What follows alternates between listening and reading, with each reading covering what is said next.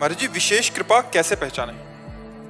जब भोगों में अरुचि हो और भगवान में स्वाभाविक रुचि प्रकट हो जाए तो जान ले कि हमारे ऊपर विशेष कृपा है। जब किसी भगवत प्रेमी महात्मा का दर्शन सानिध्य मिल जाए तब जाने हम पर विशेष कृपा है।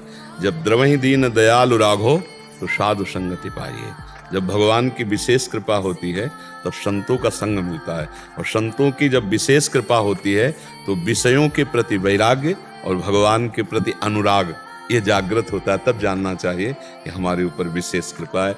जैसे हनुमान जी का जब दर्शन पाया विभीषण जी ने तब कहा कि तुम हरिदासन महा कोई, मोरे हृदय प्रीति अति होई।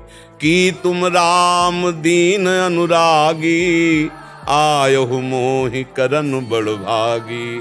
हे हनुमान जी से कहे, हे प्रभु, या तो आप कोई भगवान के विशिष्ट भक्त हो या स्वयं भगवान हो, क्योंकि मोरे हृदय प्रीति अति होई।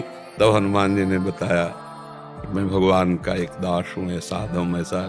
तब कहा अब मोहि भा भरोस हनुमंता, बिनु हरि कृपा मिले नहीं संता। जो प्रभु मोहि अनुग्रह कीन्हा, तो तुम आए दरस हठ दीन्हा। प्रभु ने विशेष अनुग्रह कर दी क्योंकि आपका दर्शन हो गया। हे भक्तराज, आपके दर्शन होने से अब मुझे दृढ़ विश्वास हो गया कि मेरे ऊपर भगवान की विशेष कृपा है। अब मोहि भा भरोस हनुमंता, बिनु हरि कृपा मिले नहीं संता। पर संत संग का विशेष फल क्या है? संसार के भोगों का त्याग और भगवान से अनुराग। अगर ये ना हुआ तो फिर संत संग का मतलब क्या रह गया? संत संग अपवर्ग कर और कामी भव कर पंथ। संत संग का फल है कि भगवान में प्रीति हो जाए, मोक्ष मार्ग में प्रीति हो जाए, और कामी पुरुष के संग का फल है संसार में राग करवा देना। तो विशेष कृपा दो में, पहला भगवान के सिवा और कुछ अच्छा न लगे ऐसा हमें संग मिल जाए, ऐसा हमें भजन मिल जाए, ऐसे भगवत प्रेमी महात्मा के वचन सुनने को मिल जाए जिससे हमारा संसार राग खत्म हो जाए। और दूसरा, हमारे चित्त की सहज अवस्था भगवदाकार हो।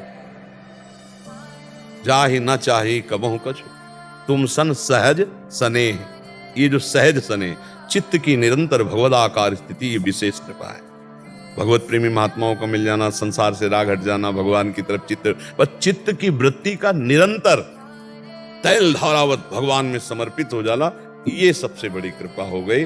अब ये अंत कृपा का है, मतलब अब इसी से महान प्रेम सुख प्राप्त होगा। इससे बढ़कर कोई कृपा नहीं, अखंड स्मृति से बढ़कर कोई कृपा नहीं। जिसको अखंड भगवत स्मृति प्राप्त हो गई, देखो गीता सुनने के बाद अर्जुन जी को क्या मिला? स्मृति। नष्टो मोहा स्मृति लब्धा। स्मृति, भगवत स्मृति जागृत हो जाए, संसार का विस्मरण, भगवान का स्मरण, ये सबसे बड़ी कृपा है।